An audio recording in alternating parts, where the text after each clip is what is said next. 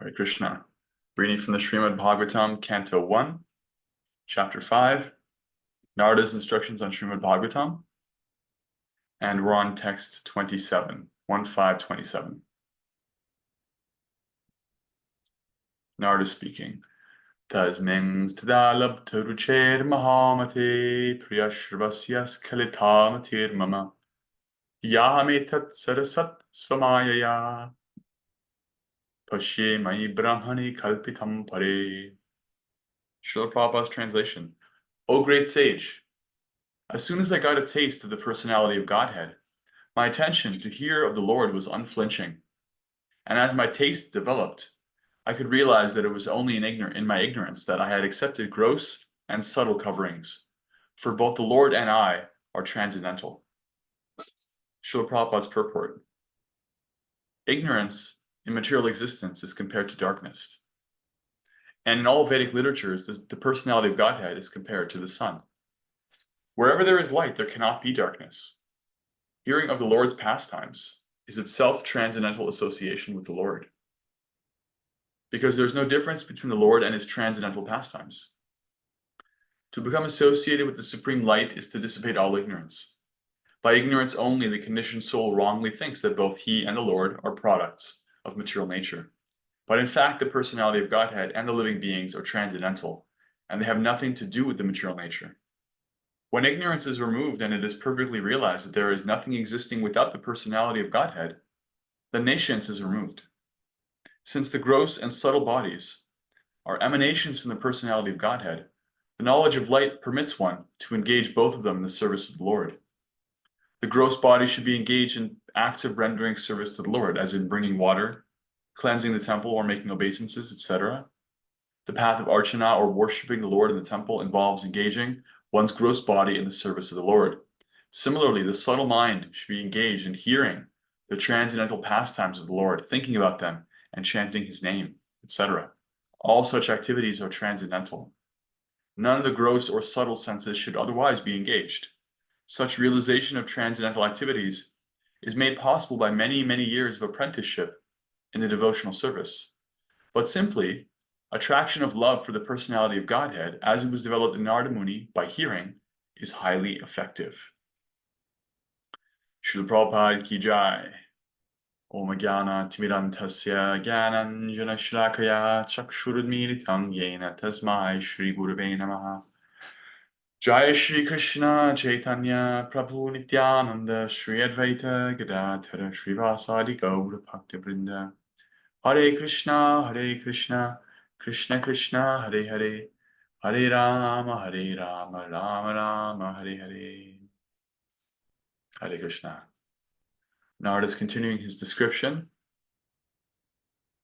of his development of Krishna consciousness. So he hosted these great devotees. He took their remnants, he listened to them attentively, and by their mercy, he was engaged in hearing about Krishna. And that hearing process, that central hearing process, really began to affect him. And then he said here, his taste developed. And as his taste developed, he realized something about himself. So in material sciences, we exclusively deal with things that are outside of ourselves. We observe phenomena. Those phenomena can be gross matter, physics, chemistry, geology.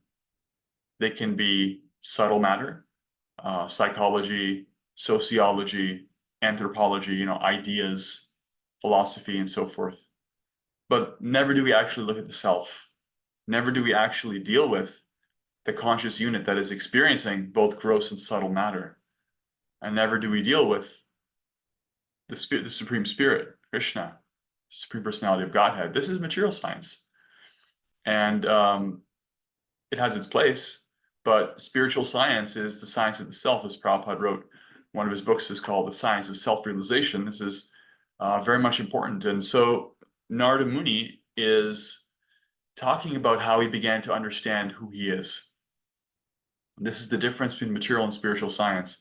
There is no amount of analysis or observation of external phenomena that gives us any information about ourselves. It just doesn't happen. It's categorically different. Doesn't mean it doesn't have a place in society, but it does mean that it's not intimate, it's not personal, it's not self-revelatory, it doesn't actually have implications for ourselves. And the spiritual science is quite the opposite. It's intensely personal. By sincere hearing about Krishna, Narada Muni began to understand who he was and who and what he wasn't. And the analogy that's given here is the analogy of the sun and the analogy of in darkness, sun and darkness, light and darkness.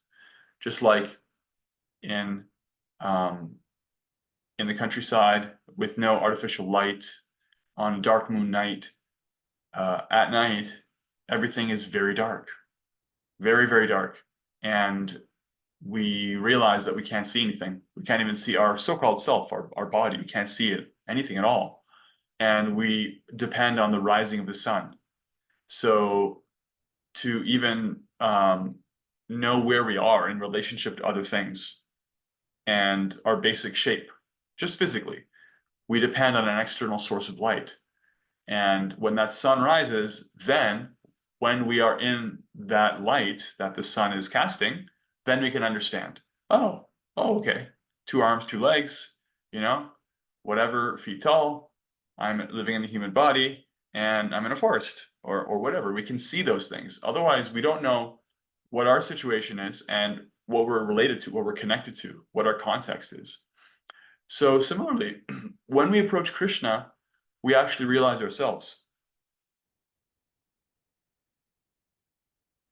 Krishna is the supreme light. He's the source of material and spiritual energy. So because of that, when we become Krishna conscious, we actually become self-conscious. We become aware of our own status as spiritual beings. It's very difficult, actually, to understand our real spiritual nature without approaching our source, because then we're trying to use our own material mind, our material intelligence, to understand that which is spiritual.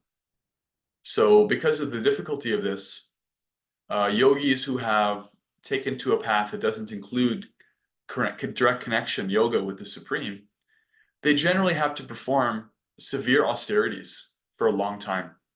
They have to deny the body. They have to spend a great deal of time cultivating philosophy and analytical awareness of the difference between their own observing conscious self and matter, gross and subtle.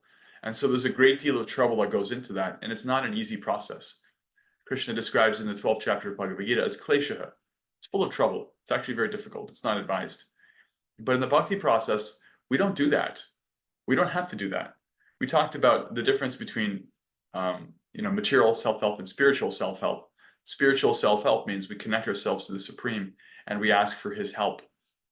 And he's the heavy lifter in that helping process. So in Bhakti Yoga, we become illuminated by Krishna. He actually casts his light on us. And one of the main consequences of practicing Bhakti Yoga is the ingress of transcendental knowledge. And transcendental knowledge is extremely valuable. In Bhagavad Gita, chapter 4, Krishna says, there's nothing so pure and sublime as transcendental knowledge in this world. And when you achieve it, you feel you've achieved the greatest thing. There's something very purifying in the experience of actually realizing who you are and realizing your relationship with matter and your relationship with the Supreme Person. So Narada Muni is experiencing this just by hearing, just as a child, just by hearing attentively and sincerely.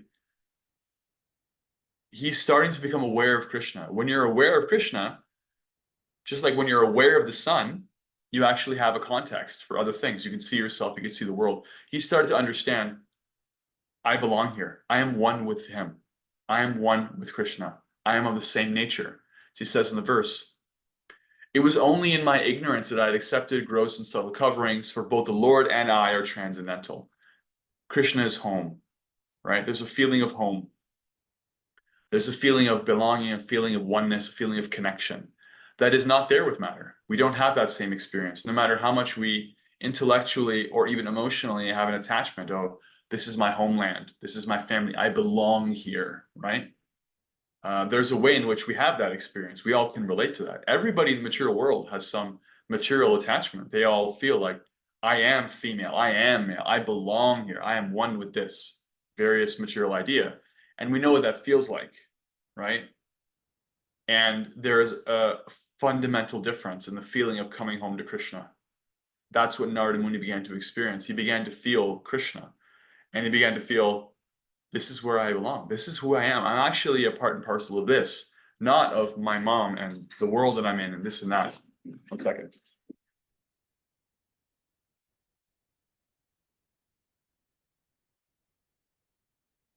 So he began to experience the truth of his own nature. And by virtue of that, he could see what untruth was. Okay, I'm spiritual. This is what I belong here. I'm a unit of consciousness. I'm fundamentally divine. I'm not matter, means naturally, by comparison, the other attachments that are still there, they become less important because they're categorically different. They're less powerful. They're of a less permanent variety. We can feel, oh, okay, I'm still attached to family and culture and the world and this body, but it's in a context now. Before it wasn't in a context, it was everything. It was the whole thing, right? But if you have the whole thing and then you zoom out, and instead of it being everything, it's just a circle inside a greater reality, it's like, okay, then I can put it into context.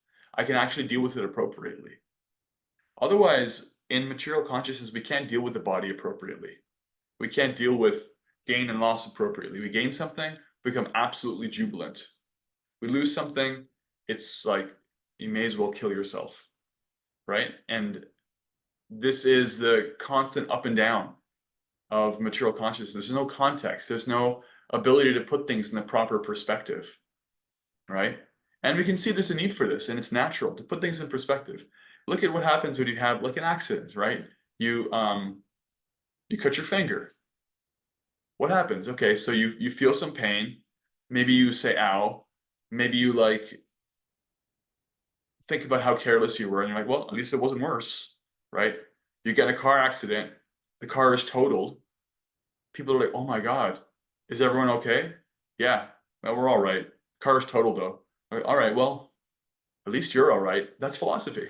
At least you're all right. The car is totaled, but you're all right. That's context. It's like, this is what we do as humans. With our advanced intelligence, we're meant to put things into context. So yeah, the car is totaled, but life goes on. We're all right. It's the beginning of, real knowledge.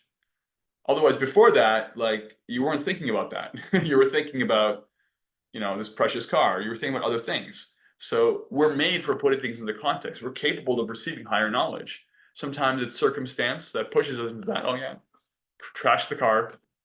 I realized, I love that thing, but life goes on. And sometimes it's spiritual circumstance. You meet a devotee, as Narada did, and you become purified by coming closer, coming in proximity with Krishna, the source of light, the supreme. And you naturally start to let go of what was previously like this inextricable grasp on all of our attachments. You start to like loosen on us, like, yeah, okay, that's there, but Krishna, spirituality, spiritual practice, yoga, bhakti. And in this way, that's the beginning of transcendental knowledge. And, this hearing process is also a process of hearing about ourselves directly. We're hearing about Krishna and we're hearing about ourselves. And that also clarifies things. And we start to really get a strong, clear, consistent, verifiable, practical framework for reality. This is what material nature is. These are its categories. This is spiritual, and these are the categories of spirit. There's the supreme. I'm not the supreme. I'm not actually the source of everything, but I'm part and parcel of that. And so in this way, there are categories, there's description, there's very intellectually satisfying, reasonable explanations of how reality works. And so this is the experience of coming into Krishna consciousness. Narada is sharing what it was like for him. And he's hearing about himself. And so it's quite personal, it's quite relevant. Unlike the material sciences, which have limited relevance, they have some relevance because we we have a need, actually, while we're here in an embodied situation. We have a need to exist in the world and to deal with the world and our bodies. The same tradition that gives us bhakti yoga gives us Ayurveda, which is the science literally of life. Ayuhu means life energy. Ayurveda means the knowledge of life. So it's like biology. So there's that. It's necessary, but this is external. Ayurveda is external. Architecture is external. Dhanur Shastra, the science of warfare, how to effectively combat, is necessary for human society. Somebody has to keep the peace, but it's also external. The science of the self is for everybody. Not everybody needs to know Ayurveda or medical science. Not everybody needs to know how to be a law enforcement, a fighter, a warrior. Not everyone needs to know, even like deep philosophy from scripture. But everyone needs to know fundamental spiritual knowledge. They need to know that they're part and parcel of the supreme, that there is a supreme, that the world is actually material energy. It's actually temporary, but it's coming from that supreme and is meant to be engaged, not ignored, not hoarded for oneself. This is fundamental knowledge. Everyone needs that, and it changes everybody who it touches. It's actually universal.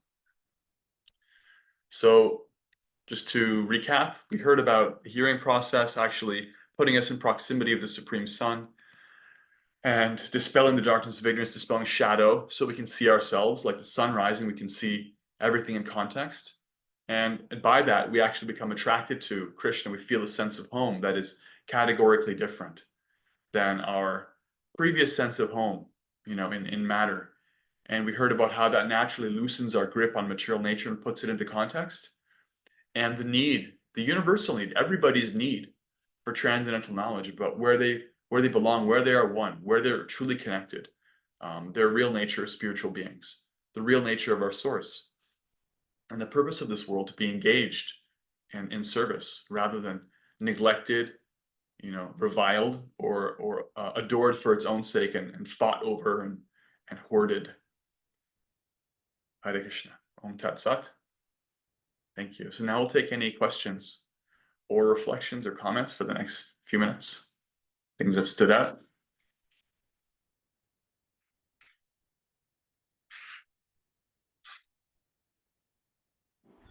I had two reflections. One was around how in the purport says, since the gross and subtle bodies are emanations from the personality of Godhead, the knowledge of light permits one to engage both of them in the service of the Lord. So it's like the gross and subtle bodies were created by and emanations of Krishna. So of course we're meant to connect it back to Krishna. Yeah. It's like so I mean, kind of obvious, but also something that we miss often in our material consciousness.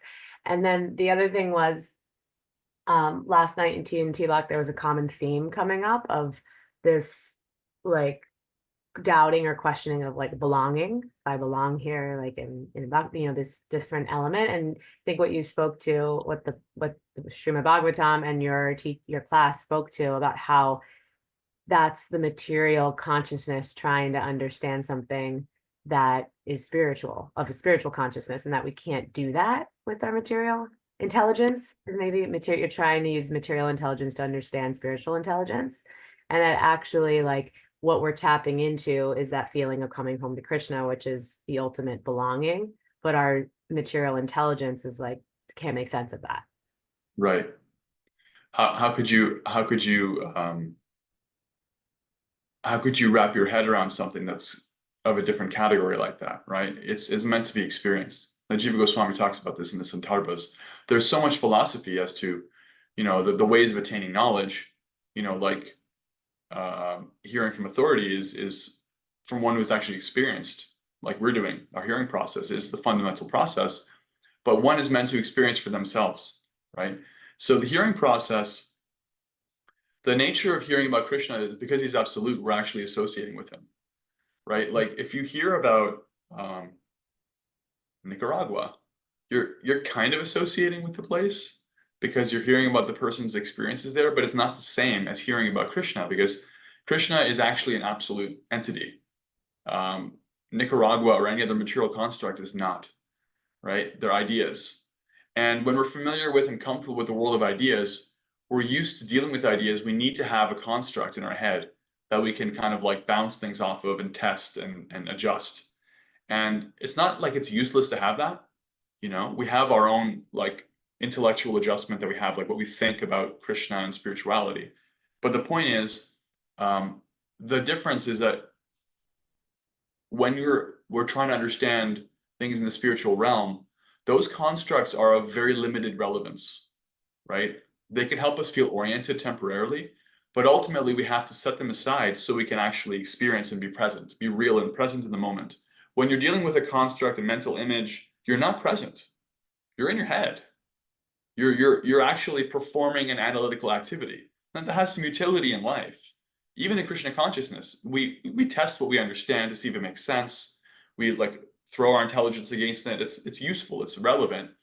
But the fundamental process has to include receiving on its own terms, right? When you adjust the world into your terms, you're not taking it on its terms. So you could do that with matter. You can't really do that with Krishna and with your own self. You have to receive it. It's a different kind of reality. You have to actually see. Someone tells you, like, if you hear about Krishna, you experience them. How does that make sense? It doesn't. You actually have to do it. And then you realize, like, wow, that was something. Hearing about Krishna, that was something. Something's happening. What that something is described in verses like this, and one is meant to experience that themselves.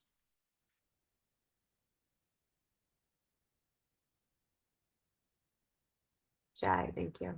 Thank you.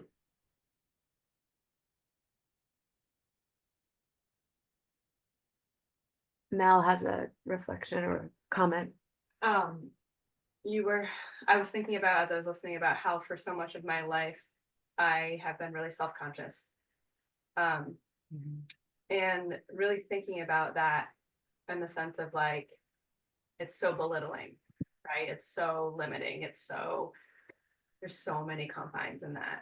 And then to think about being self-conscious, to like self with a big S, self-conscious, and like change that, completely reframe and completely change that whole process of the way I view myself.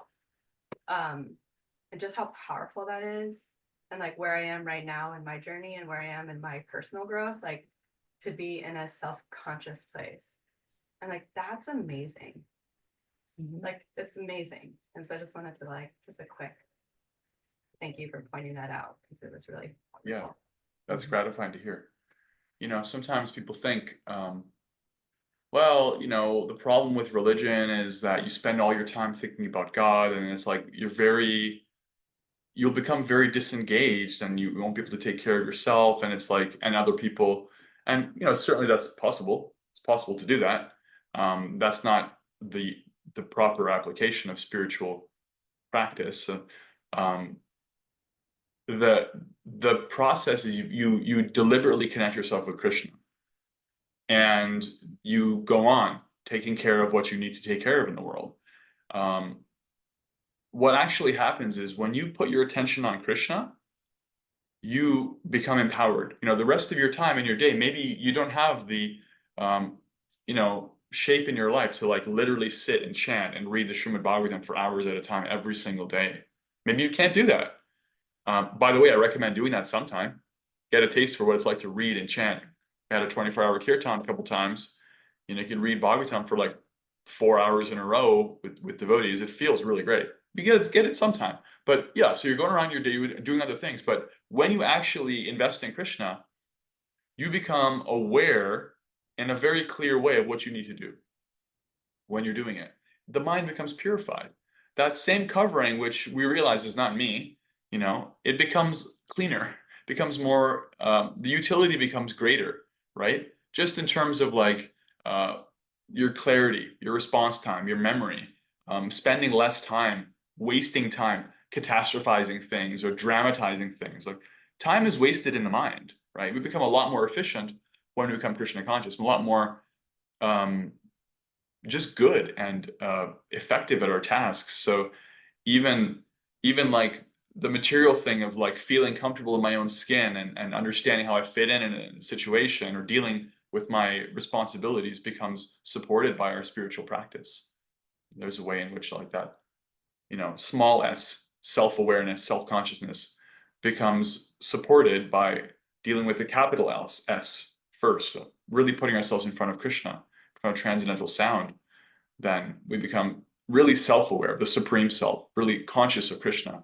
And there's this way in which it actually feeds into the rest of our lives, even if we're not directly, chanting when we're doing other things. It's beautiful. It's actually really, really practical. Thank you. Conscious of self versus self-conscious. thank Yeah. you. It's like, we hear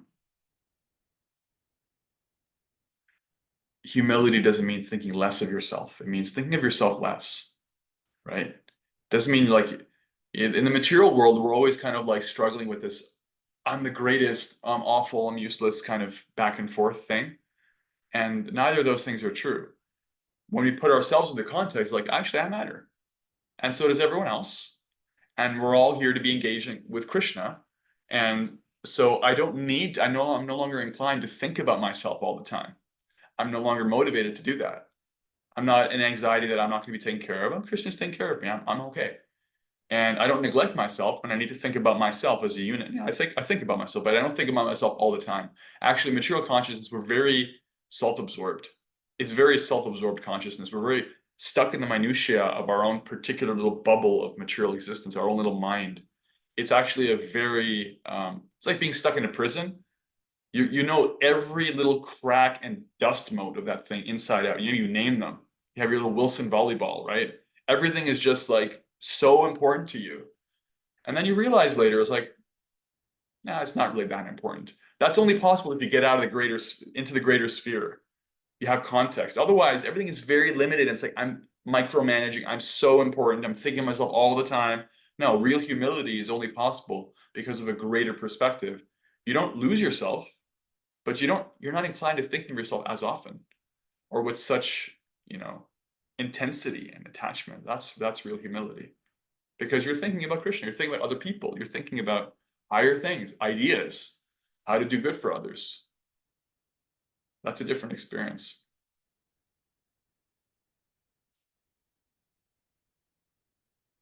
Jai. Okay, I have to get going to another Bhagavatam class. Jai. Srimad Bhagavatam ki jai. Srila Prabhupada ki jai. Bhakti Yoga Process ki jai. Now let's offer our respectful obeisances unto all the Vaishnava devotees of the Lord. They're just like desire trees, can fulfill the desires of everyone, and are full of compassion for all living beings. Vancha kalpatarupyascha kripasantubhyevacha patitanam pavanebhyo vaishnavibhyo namo namaha. Anantakoti Vaishnava Vrinda ki jai. Hare Krishna.